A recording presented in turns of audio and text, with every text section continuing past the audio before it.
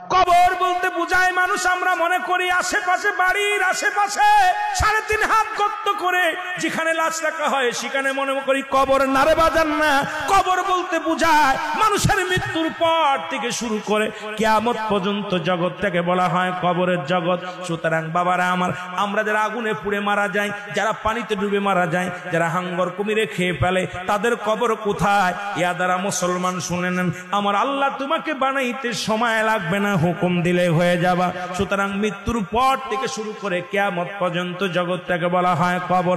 এই কবরে যেদিন শোয়া দিবে, 1 নম্বরে আসবে একজন ফেরেশতা, তার নাম হলো নোমান ফেরেশতা।